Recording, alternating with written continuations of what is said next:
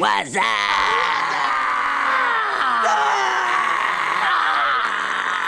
What are you two men on build another banger reaction video, you feel me? Ballhead zooted in the building today, you feel me?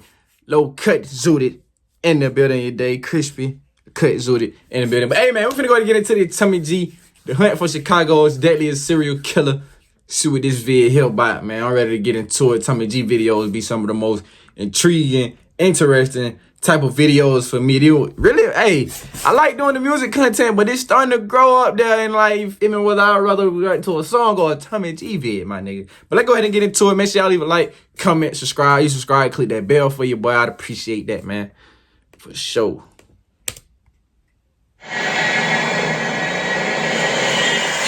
unsolved strangulation cases that could be the work of a serial killer. 50 unsolved chokings, my nigga. Like 50 times nigga done got away with choking is crazy, my nigga. And it's all women. Like, buddy y'all. Buddy y'all. You ain't trying to go choke now, nigga. Buddy lame. Buddy y'all, man. Who were all strangled or asphyxiated. Their cases remain unsolved. A serial killer on the loose in Chicago. A lady by the name of Tamala Edwards was found in 2210 in a garbage can just like this. In a garbage can, my nigga? Their bodies were found in vacant lots, abandoned buildings, and alleys, dumped in garbage cans, and some even set on fire. Why do you think they But they were wildin'. Have you ever been abducted? Yes. He killed so many women, he don't know how many. Is there one of these That killers nigga, that I you think hope. is doing the lion's share of the killing? Yes. In today's episode, we are investigating the infamous Chicago Strangler, a killer who some experts say has taken the lives of between 50 and 70 women over a nearly 2-decade period, making this person one of the most prolific serial killers in American history. The killer's MO seems to be this. He tends to hunt primarily black women, many of them who are sex workers, and he kills them by strangulation after he lures them into alleyways on the south and west sides of Chicago. The question right off the bat is this: why isn't this being discussed more? Because I'm guessing exactly, I never heard. This is your first time hearing of a guy who, to put it in perspective, may have killed 3 to 4 times more people than Jeffrey Dahmer. To properly dive into this, we assembled a cast of experts. First, Mike Hammond, a retired Chicago homicide detective who has put dozens of murderers behind bars in his career. Next, Thomas Hargrove, the founder of the Murder Accountability Project, an organization with the country's most complete accounting of unsolved murders. And Thomas is known as a guy that can algorithmically predict with a high degree of accuracy if a serial killer is in your city. Then we got Reverend Hood, a pastor and community leader who has built nigga, what type of mind is that to have, my nigga, where you can predict if it's somebody on the loose trying to get at me, nigga, or if it's some, you feel me, somebody just going crazy over here, nigga, off his rocker, you feel me?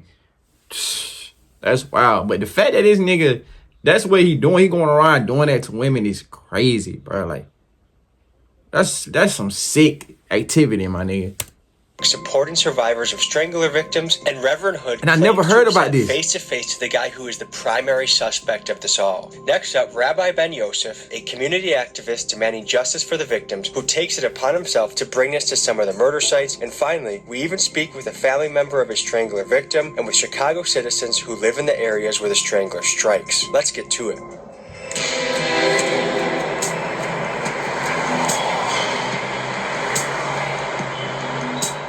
We're going to meet a community leader who's been tracking down these murders, trying to bring justice to these victims and their families. I ain't gonna count, bro. Ain't gonna count. Chicago gotta have one of the worst police forces it is, my nigga. God, bro, ain't caught. You feel me? Like, they gonna take somebody to go and really get off, bro, or find out that, bro, doing it they self like a regular person, a civilian. 12 suck in Chicago, my nigga. In fact, we're very close to a murder site where a murder happened 20 years ago in this alley behind me, and we're going to look into that. How many of these murders are unsolved? Pretty much all of them have been unsolved. Oh my God. We're talking 51 plus. In 2004, Tamala Edwards was murdered right here in crazy, this bro. alley. The killer strangled her, wrapped her up in a comforter that was then tightly bound with duct tape, and placed her in a garbage can, where she eventually was discovered. For what, though? A lady by the name of Tamala Edwards was found in 2210 in a garbage can just like this in this alley 20 years ago. Yep. What's the way motive? How these murders happen is, as you just said, a graphic example of no regard for human life. To put a human life within a garbage can, to say, I'm going to do this to this person, just goes to show how horrific and how much an outcry and outrage there should be within this city. What comes to mind when people say the Chicago Strangler? I think it's more than one. We believe that it's more than one strangler. I would have felt better if it was said mass murder, something to culminate that more than 51 women got killed. There's certainly not one. We know that for sure. Because the 51, there's 21 different DNA profiles. Multiple of them niggas on the loose. We found that the overwhelming majority of these homicides involved women who were strangled or asphyxiated, and their bodies were left out of doors, often in abandoned buildings, empty alleyways. I think something happens to wake that demon up that's in their cranium. And once that demon is woken up, then it goes on the bend of killing women. On the quest to build a profile of who this killer is, let's reference one of the most popular serial far from killer it. frameworks, the Gotta McDonald be Triad, so wrong. created by psychiatrist John McDonald and used by famous serial killer hunters like Special Agent John Douglas. The three behaviors noted in this theory are obsessive fire setting, persistent bedwetting, and cruelty towards animals. This theory has faced pushback by researchers, but what it hones in on is the question on everyone's mind, which is if we can determine the common factors of serial killers, will we be better able to stop and apprehend serial killers before they go too far? And they won't stop until that bend in their brains settle down. So you telling me niggas that like real killers out here just peeing in the bed, nigga? Nigga going and murking, then come back home, pee in the bed later on that night. That's crazy work, man. That nigga, that's wild, nigga. Her life matters, that there should be closure for her, and that she should not be silenced because of this, that the community should rally around her because her voice has been silenced. It's very strange to be in a location, the exact location that you know someone lost their life in a struggle. You can say whatever you want about her occupation, but she was another human living life, trying to make money and trying to provide. Yep. And to end up in a garbage can is such a horrific way to go. Disproportionately, these victims are sex workers or have a history of using illegal drugs. They trying to prey on the weakest they can to get the choking off. Like, Bring you guys inside scoops on a story. How sketchy would you say this is? It's up there. Miguel, sketchy rating? 10. So is it common in your world to hear women that go missing? Yeah, you hear some A local all the time, prostitute. like this like 30-some-year-old white lady that they found on Lake Cook Road that was like 13 or 16 weeks pregnant, and they found her, but she was missing for like 2 days. And then it was 2 weeks before that, somebody else was found near like 5th and Cicero. So I think it's a serial killer killing motherfuckers, right? Mm-hmm. I think they just don't be talking about it like that. People like body parts and stuff coming up, people be finding about a river. That shit is normal. So it's like, how the fuck is that normal? He's got to be 45 to 65. He's definitely a city worker, you know, because he knows the neighborhoods. He knows where the whole stroll is. He knows where to dump these girls. What makes you say for sure a city worker? He understands what neighborhoods he can get away with it in and what neighborhoods he can't. And he knows how to move, and he knows probably when the police changes are, shift changes. A lot of the people that get snatched up is like streetwalkers, right? Yeah. So what attracts a streetwalker faster? A white guy with some money, an older white man with some money. So it gotta be an older white male. But he's also targeting girls that are just hooked on shit out here. We asked a serial killer expert, and what he says, if you want to know the color of the killer, look at the color of the victim, and almost always it matches. Our most likely scenario is that there's something like 3 multiple victim killers. 2 are African American and 1 is white. And how do you know that? It's what the evidence suggests. One of the victims had DNA at her crime scene that was recovered, and it matched another sexual assault. The victim survived. Described, and this what it's tough. What do you do had on? A mustache and apparently Well, no, a all the big info. Hispanic accent, but was definitely Caucasian.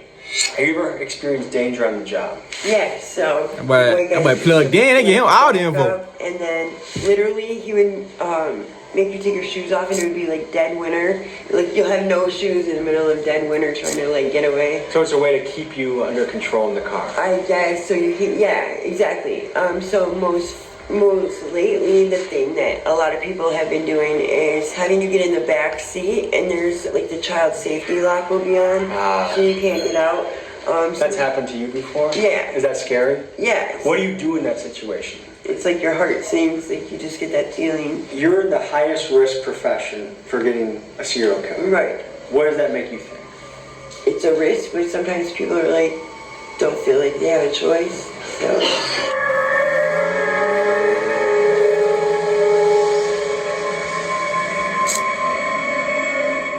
Just down the alley over there, Makaleva Williams was killed just down here. She was killed in 2004. Do you know anything about this particular killing or this particular victim? Yeah, I do. Pretty sad story. She was in foster care most of her young life. It's alleged she was sexually abused in foster care. She would come back up here to Chicago, and then she's an 18-year-old on her own, and, you know, she starts in on the streets, you know. So many victims of sex trafficking, they left home. They were runaways who apparently thought that they had had enough.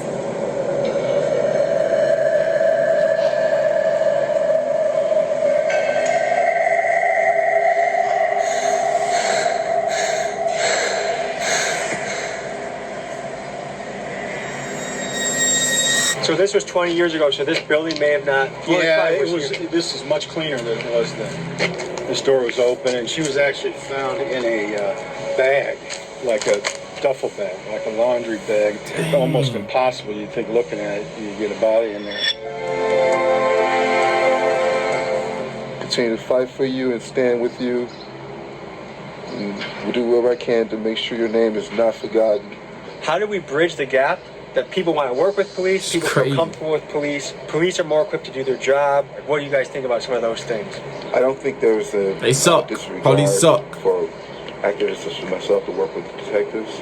I do work with detectives and police on these issues. Will you be looked at as a snitch if you work with detectives and police? Could be, but the fact is my job is to bring justice. That's what we stand on. Let's talk about why Chicago is the perfect hunting grounds for a serial killer to lurk. The truth is, Chicago has an unacceptably low homicide clearance rate. And for reference, a clearance rate refers to the percentage of criminal cases that are solved. How would you rate the Chicago PD performance in finding the perp? I think you're always trying to do your best.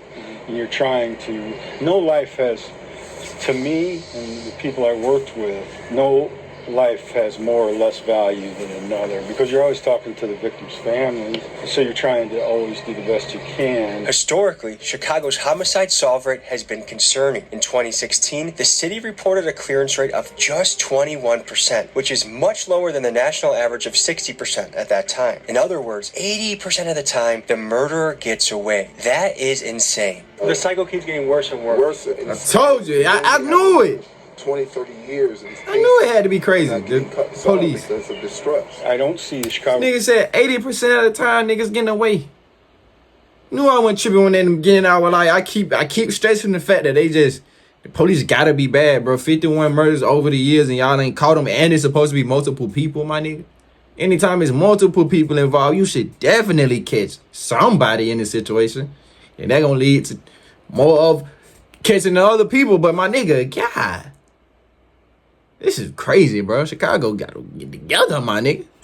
Police department doing anything really proactive, because policemen are just simply afraid that they're going to be prosecuted or thrown on a bus just for trying to do your job. 5,000 police investigations in Illinois are awaiting DNA test results. The backlog is huge, and today at a hearing, lawmakers demanded action on 50 unsolved strangulation cases that could be the work of a serial killer.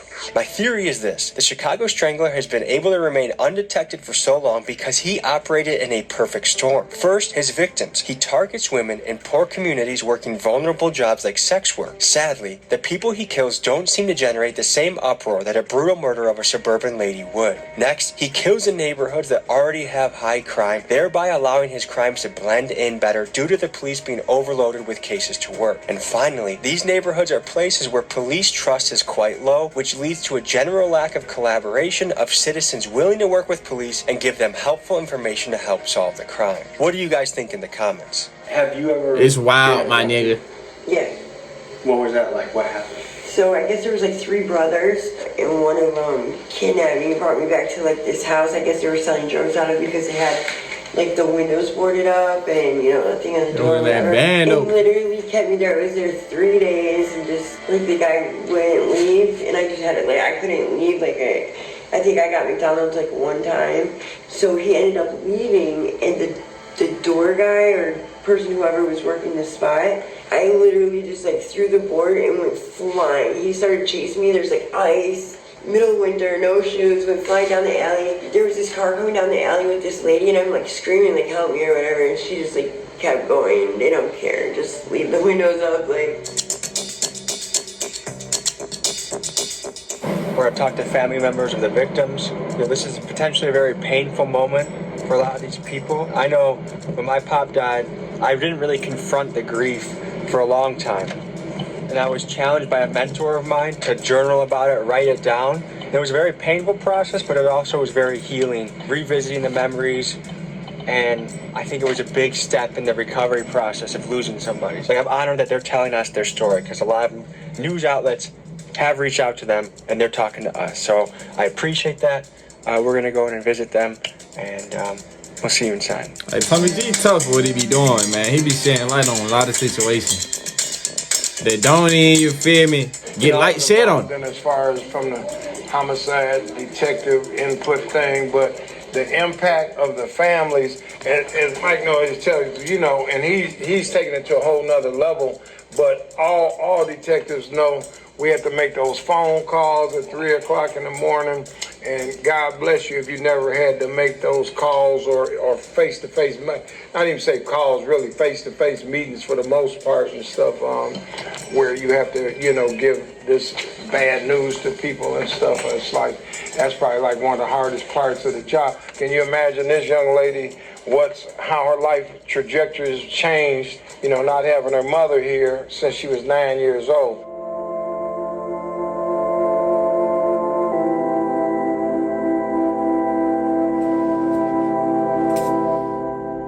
Well, my mother meant the world to me. I love and I really miss my mom. It's more so in the back of my mind because I really don't try to think about it because it's just too painful just knowing that it is someone out there possibly that's responsible for the death of my mom and also 50 other women. I want her to be remembered as a loving, caring, free spirit, very fun to be around person that loves her children. Why do you think they specifically targeted your mom? I think she was just at the wrong place at that time. She was probably stalked and watched. It was a familiar place, and I feel like, you know, they knew her or seen her there before, so it's a possibility. They feel like, you know, she was some type of target, so yeah, that's just why. What are the consistencies among the victims that the Chicago Strangler is known for?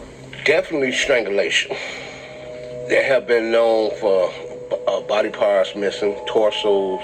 On the west side of Chicago, it was in a 2-mile radius, the victims he killed. On the south side of Chicago, it could be up to 3 to 4 miles. South side of Chicago is a lot bigger, and we believe the number was a lot higher on the south side of Chicago, because like this guy here either got off the train stop or somebody that was a professional known in the community to get away with something like a teacher or, you know, something of that sort that's been known in the community.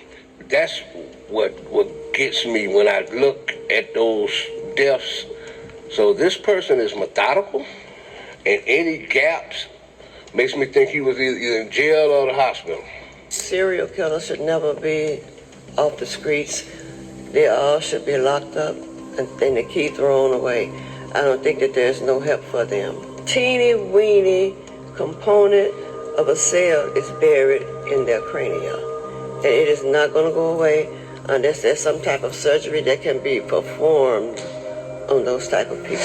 Is there one of these killers that you think is doing the lion's I like her theory, nigga. Yes. Nigga just crazy in the head. Vaughn. Darren Dion Van shocked the nation in 2014 when police arrested him for the murder of Africa Hardy in Hammond, Indiana. But what began as a single case quickly unfolded into something much darker. Van confessed to killing at least 6 more women, leading investigators to his victims' remains in abandoned homes across Gary, Indiana, thereby earning him the nickname of the Gary Strangler. But is it possible that Darren could also be the Chicago Strangler? In his confession, Van hinted that he had been killing for nearly 20 years and his style of killing matches with the MO of the Chicago Strangler. Many experts, like Thomas Hargrove, think that Darren could very well be responsible. Because many of the Chicago murders are near the train line, it's easy to imagine Darren boarding the train from Gary, getting out at a Chicago stop on the south and west sides, giving into his killing impulse, then returning home to Gary. What's more is in his confession interviews with the police, Van claims to have victims across multiple states. And Darren Vaughn told police in Hammond, Indiana, he's made a lot of mistakes. 4 or 5 in California. How many in North Carolina? 1, because I ain't stay long. Texas, I think there's 2. Cause I ain't stay long. That nigga said 1 cause I ain't stay long. The hell is wrong with Buddy, bro? Then you going around just strangling women though, like, my nigga, like, what kind of mental problem do you got, dude? Like, this nigga need to be under the jail, you feel me? Set on fire. All at the same time, my nigga. Like, nah, don't even set him on fire. Give him a little fire. Torture the nigga. You feel me? That's what he need. 3 in Minnesota. I'm saying about 7 in Detroit. How many in Chicago? Burn some skin off a day. That's a lot. One of the goals in setting out to do this was to try and solve some of these murders. And so with many of the fingers pointing towards Darren Dion Van, we sent him a letter and we reached out to the Indiana Department of Corrections portal in attempts to reach him. Now, we have no idea if the letter that we sent to Wabash Correctional to Darren made it to him. Maybe it didn't make it past security. So we're still waiting for a response so that we can pursue those leads further. A theory of why Darren's claims of killing more women wasn't explored further is that Indiana investigators wanted to lock him away with certainty rather than complicate his case by making it federal. However, experts like Detective Mike Hammond would argue that Darren could not have possibly killed all these women. The Chicago Strangler is thought to have killed till 2018, and Darren, arrested in 2014, was already locked away in prison. And secondly, because of the multitude of DNA samples found in the victims, leading Mike to think that we are dealing with multiple killers. The problem is, with many of the victims being prostitutes, being found with multiple DNA samples is to be expected and just further complicates tracking down the killer. You had a conversation with Darren Dion Van, who some say is the Chicago Strangler, or one of the guys responsible for most of the bodies. Tell me about your conversation with him. He had no problem with talking about the girls he killed in Gary, Indiana, which is exactly 40 minutes from here. Gary, Indiana is across the street, basically, right? But when he talked about Chicago, he said he killed so many he can't remember. And to look at this man, this young man in his face, that was part of the armed services, that looked like he wouldn't even swat a fly, to tell you he don't know how many people he killed, it's sickening. And it hits me to the gut. I know, we're talking about 51, I know it's more than 85. There's no connection to all 85, but there's still 85 women that's been killed in Chicago. We first detected him in Gary, Indiana, where he was responsible for most of a cluster of 15 murders of women. And then the algorithm signaled that there was a very similar cluster occurring in Chicago, a much larger cluster. And the Gary, Indiana murders go back to the 90s, but the cluster in Chicago started around 2001. And we think that's when Mr. Vaughn discovered the joys of public transit. We think he took the Chicago Transit Green Line into the city when he had what he called killing urges. Produced a map showing the body recovery sites of these 51. Crazy, my nigga. That nigga living what these rappers rap about. That nigga was really having real killing urges. When niggas say they trigger finger itching, nah, nigga. he was having urges to go strangle a woman. You feel me? Type of dude you gotta be to have, nigga, what? And you'll see a linear pattern of 9 or so victims that occur right along the green line. He has been killing his whole adult life, and he has a difficult time establishing normal relations with women. He speaks to getting killing urges. In fact, you can see his confession at our website. When he gets killing urges, he can't afford his own home, so he was living with his brother and his brother's family. When he would get killing urges, he had to leave. He couldn't stay in the home and possibly harm members of his own family. So he would leave. He would walk around Gary, Indiana, or he would go further afoot. It was a very random murder. They were grabbed and usually killed close to where their bodies were found. Nothing very sophisticated in these murders, just opportunistic. Like everybody getting away with it. Darren Dion Van has claimed lives in Chicago. To the point he did. Look at him straight in his eye. He's not lying. He killed so many women, he don't know how many. Now, do I think he killed all 51? No. It would be nice to point the finger at Darren Dion Van, accuse him to be the likely suspect of all these murders, get some closure and move on. However, it is impossible that Darren did all these murders. There were 5 murders that happened between 2004 and 2005 that he couldn't have done because he was serving time in an Indiana jail. What he did was, in front of police, he threatened to kill his girlfriend by holding a gas can and lighter in one arm while the other arm was around her neck. There are an additional 5 murders from 2009 and 2013 that he couldn't have done because he was serving a 5-year prison sentence in Texas for a brutal sexual assault. So there are at least 10 murders from this period that Darren could not have done. This further supports Detective Hammond and Thomas Hargrove's theory that there are multiple killers involved, but unfortunately, it also further complicates this deadly mystery. When was the last time you were contacted by police regarding your mother's death? I was never contacted. They contacted my grandmother one time, and it was for identification purposes. When I got older, I contacted them, and they didn't even know anything. They barely knew who she was, and said like, "Oh, the case is the file. We delete the files or something like that, or they don't carry the files." What does that make you think? Wait. They just don't care. They don't. I don't think it's a They can't. complex 51 case. I mean, unsolved. Nigga, they don't.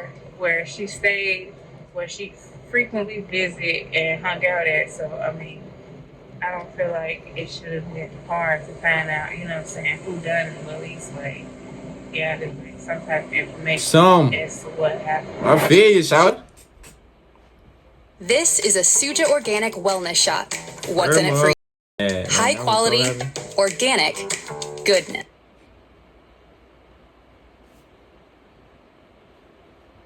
Some of the comments I've gotten is if all the victims were white ladies that were accountants or middle class, that the murders would already been solved right now. But because a lot of the women are black women, minority women that are working the streets, no one cares, the cops aren't going to bother. What do you feel about that? Yeah, so in general, Chicago is pretty low on their success rate of solving any kind of murder. Here it's like 20 or 30%. It's really low.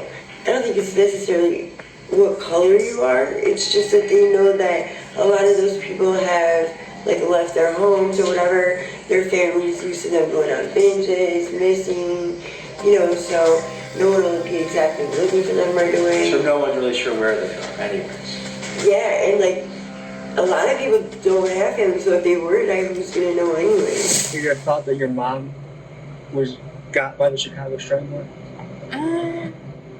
Part of me yes and no. Like, a part of me feel like maybe it could have been somebody she knew, and then a part of me feel like it could have been a serial killer, Chicago Strangler. So we've heard about the crimes Darren may have committed, but what do we know about who this guy is? Little about his childhood is known other than he grew up in Indiana, and in 1991 he enlisted in the Marine Corps but received an other than honorable discharge after only 2 years in the service. The specific reasons for his discharge have not been publicly disclosed. What we do know about Darren is this: he has a notable criminal background. However, there is something potentially disturbing that we uncovered. According to a confidential source, he has been arrested over 75 25 times. Yeah, However, oh most my of his rap goodness, sheet has nigga. been redacted. Why? With guys like Jeffrey Dahmer and Ted Bundy, we have enough information about them to make a Netflix series. But when it comes to Darren, there's barely any information out on his past on the internet, and what is documented has been censored. Why? What were her injuries, if you don't mind me asking? Was she shot? No, she was strangled and just beat up real bad to the point where it damaged her brain severely. She was on life support for 2 years before my grandfather decided to pull the plug. I can't imagine what that's like going into a room with a family member that you love. They're disfigured, they're beaten up, and having to.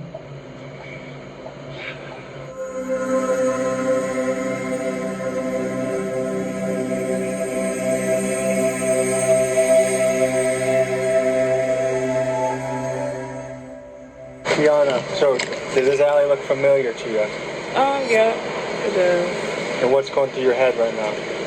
Just memories and stuff with my mom. These are my last memories with her. We used to stay down here and go to the grocery store across the street. So you used to live close by? Yeah. Okay. I guess what's running through your guys' heads right now? So I'm looking from a cold case perspective. What year would have been? What year was it? 99. 99. So, you know, several time ago. So much of this has changed. I can see now about 10 video cameras. Probably weren't here at the time. There are probably buildings that were here, right, that were multi-unit buildings. So I'd want to know if I could go back and find out what buildings were there, were they multi-unit buildings, who lived there, and you can do that. It's a lot of work, but it can be done. You know, I'd be really wanting to look at the specifics of where she was discovered exactly, like within as many feet as I can, and things like that. So this is a tough place because it's pretty desolate. 2 questions. One for each of you is, at any given time, how many murders could a homicide detective be looking at once? It varied from 13 to 25, 30 at times. But then, you know, because I worked on a cold case, I would take on a lot of cases.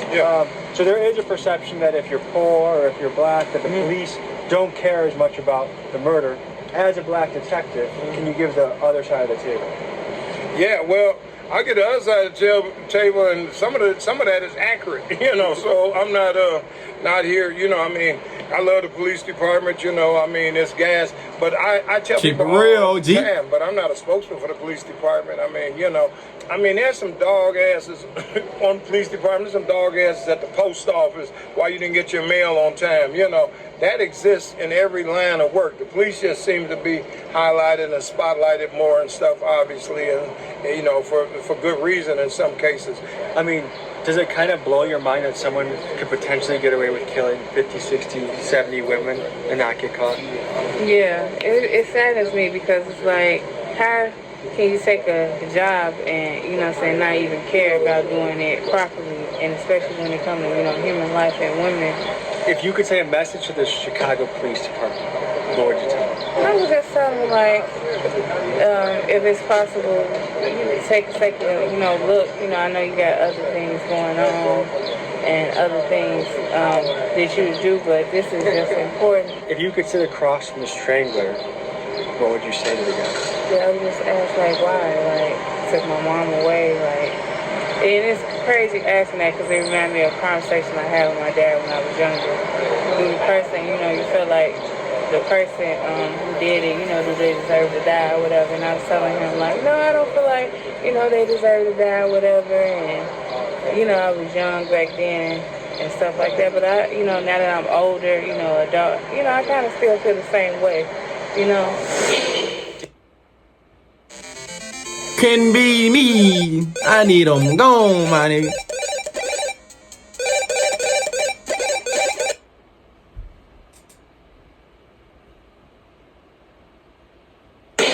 Did listening to Detective